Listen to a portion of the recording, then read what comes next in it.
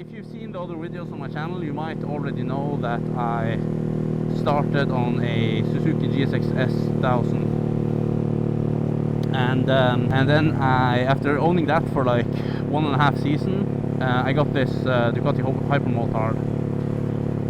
And I would say these bikes are about equally appropriate or inappropriate as a beginner bike, and that basically comes down to the engine characteristics. So even though the Suzuki does have significantly more horsepower, it's also an inline four, so it's a bit easier to ride in terms of like keeping it in check, keeping the engine power in check. Whereas the Hypermotard, you have to be a bit more careful, in my opinion, because of how the engine makes its power and how the geometry of the bike is. But to kind of sum up my experience riding a 1000cc bike with like 152 horsepower as my first ever bike, I mean, like, there really has been, you know, absolutely zero issues. And basically,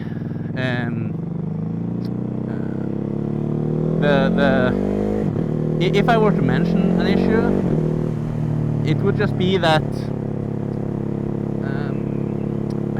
I do have to like agree that there is a certain danger with motorcycles because of the fact that you're on two wheels. So if you rip the throttle too hard without rider aids on, or you know, even if you do have them on, there's no guarantee that they will do their job properly. So I had one incident where essentially there was a wet surface, and I had traction control off on the Suzuki. And when I went to you know, accelerate out of a corner, or out of a roundabout rather, I had some lean angle on the bike, and when I accelerated, the rear slid and then regained traction. So I got what they call a high side, and basically, you know, luckily for me, it wasn't really a brutal high side. It was pretty small, so I kind of just the bike kind of bucked me a bit, but I just landed on the seat again, and no harm was done. And I consider that to be a very I was lucky, basically, because that definitely could have gone a lot worse. And of course, you know, some people like upon hearing this story will be like, well, that's the proof we needed, right? You shouldn't have began on that bike. And you know, just to counter that, I would say that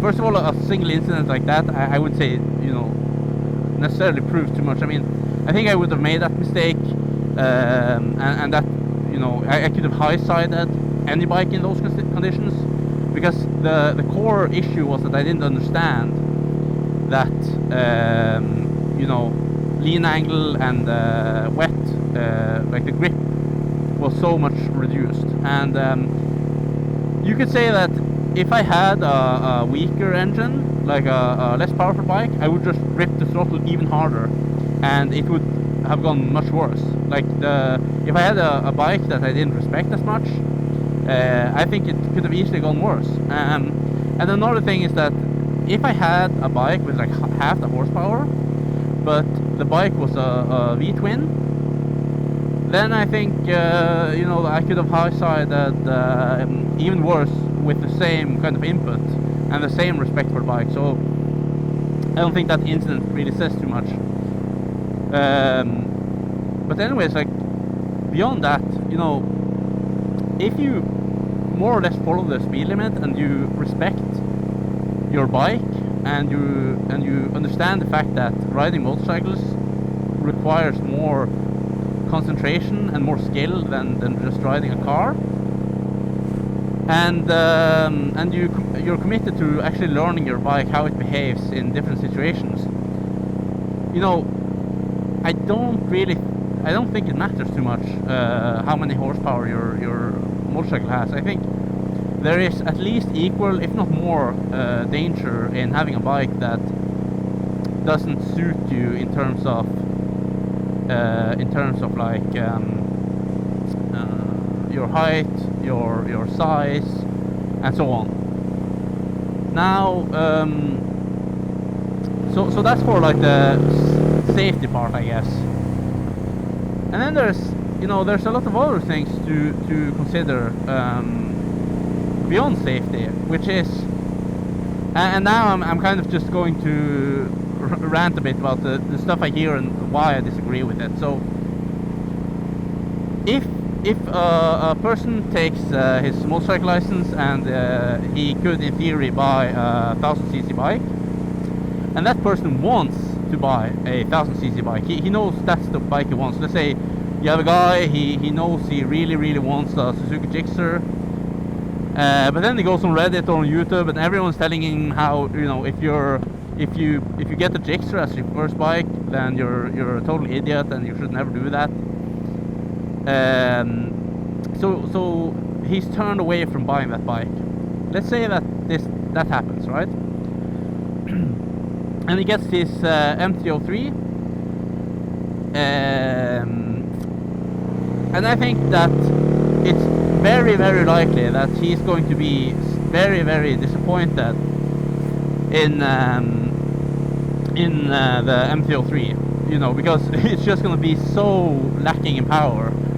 And this, I talked about, like, if the person buying the bike is riding dangerously, like if he's like if he's crazy or if he's like really docile rider. But there's obviously different kind of riders beyond that difference. And the one I'm thinking about right now is like some riders, they really love sport bikes. Other riders really like cruisers or adventure bikes or whatever. And most riders will know what kind of bike they are attracted to. And to put a sport bike fan, a guy that loves sport bikes, he wants a fully faired racing bike, to put him on a MT-03 is just, he's gonna hate it. That's just not the bike he wants, and the fact that it's low power, it's just making it worse. And the same goes for a kind of cruiser guy. Like, let's say a guy takes his license and he really wants to buy a Harley Davidson. Now I'm sure Harley Davidson guys, like, they'll probably just buy the bike. I don't think a lot of guys that want a Harley Davidson is going to start on an MT-03 because Reddit says so.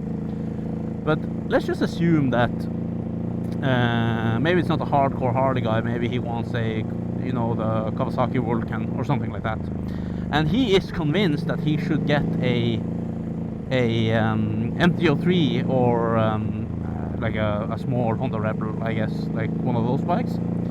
And the bike is going to be totally unsatisfying for him, because he probably wanted a huge, like, big displacement V-twin with the torque and the sound and everything like that. And he's going to be so disappointed when he hops on that bike. And I think, just to prove this, I think it's easy to see how many people stay riding on a small, like, beginner bike. Almost everyone changes it out. And I'm sure, like, though the proponents of those kinds of bikes would say something like, yeah, that's the entire idea. They practice on that bike and then they sell it and move on. And that that kind of proves the fact that those aren't the bikes these people actually want, and they're taking financial losses and time losses, buying these bikes and riding them and then selling them on later. Now, that basically means that for the beginner bikes to make any sort of sense, then they have to be necessary or give the rider some skills. Okay. Now I have several issues with this logic. Now the first one is that I'm very skeptical that riding and let's just assume that someone buys an MT-03 and they are happy starting on the MT-03, they fit it physically, and they're like not completely depressed by the fact that they have to start on the MT-03. What skill is it that they're practicing? I mean, of course they will be practicing like, you know, basic stuff like taking corners, accelerating, stuff like that. But I can't for the life of me like understand how they couldn't practice that skill on a bigger bike. Like when you look at Reddit and YouTube, it's as if a bigger bike, like a beginner rider, touches it and they're just bound to crash. Okay, when people crash, it's because they are, or like most often when people crash, it's because they like basically just drive out of a corner. So a left corner, here in Norway we ride on the right side, left hand corner like this, too high speed, and they kind of just you know, ride out onto this field. Now an MT-03, you know, it can easily do high enough speeds to make those mistakes. Like the big difference in terms of power and stuff is in the acceleration. And if a person is riding in like curves faster than the top speed of an MT-03, then he's just being an idiot, and he would do that on any bike, you know, as long as like an MT-03 can hit that speed. So it doesn't help that he's on an MT-03. And obviously, yeah, if you gave him like a Hayabusa, I'm sure he would do something even stupider.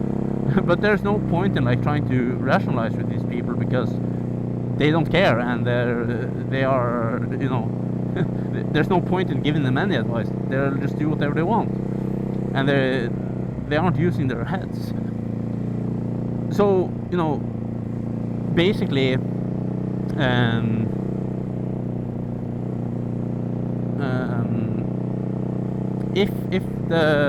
the MT-03 person just started on, let's say, this bike, he could practice the exact same things that he could on the MT-03, and he would just enjoy his riding. So that's one point. And another point is that I'm kind of confused by, you know, when people talk about, okay, they get the MT-03 to improve their skill as a rider. Okay, so the skills, as I said, it's like turning and like braking and stuff like that. The learning on the MT-03, like when they do jump from an MT-03 to a bigger bike, I mean the bigger bike is just going to be a totally different experience, and they will have to just relearn that, because if they learn to ride an MT-03, the skills they developed in terms of braking, in terms of taking turns, in terms of accelerating, is you know, it's useless for once they get on a bigger bike. They haven't really learned a whole lot. And then there's like, you know, what skills do they need? I mean, and this is something that I see a lot in like YouTube culture, and I think I want to say it's like kind of an American thing, but I don't think it's entirely that either, because I do see a lot of like British and European people talk like this too. But like basically, you hear a lot of talk about like chicken strips, right?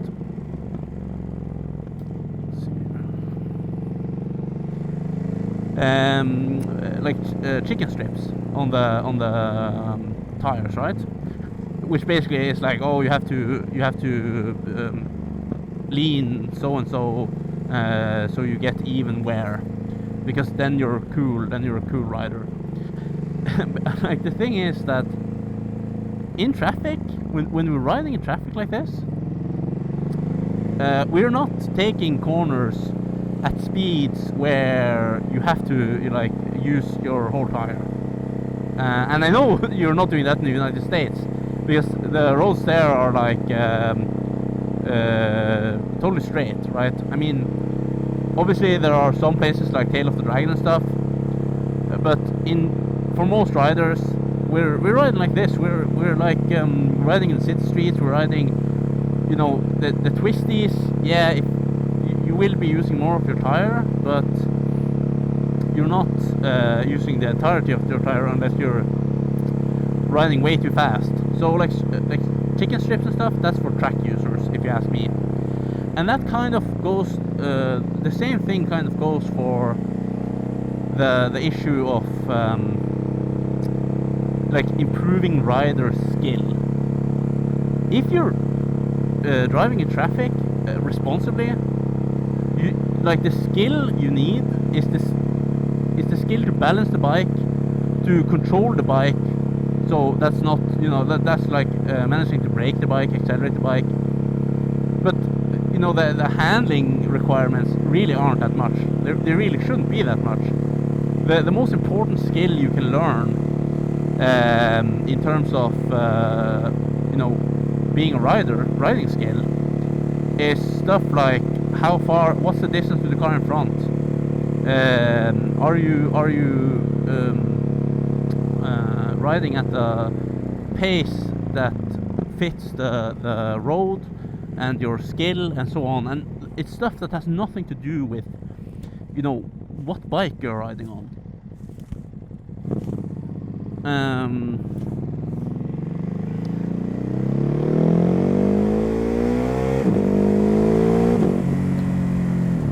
But yeah, anyways,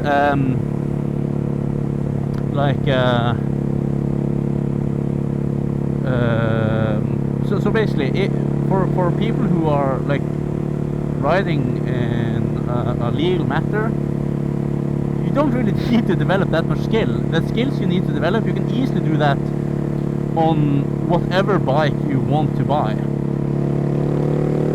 And so yeah, that's kind of my rant about beginning on a bigger bike. And I guess the kind of like core thing here is that for those riders who knows that they won't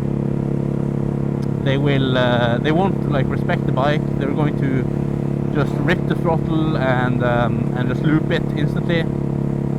For those guys, I would say that if you ride like that, you know, starting on an MT-03 won't help a guy like that.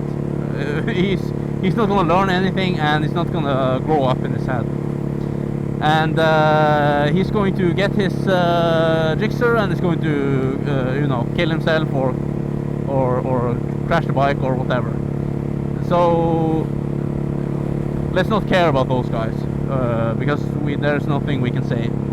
Who we should care about is the poor guys that, you know, they're buying a bike they're not happy with because someone on Reddit said so. And when I read all the Reddit advice, I said to myself, you know what, I trust myself, and I think that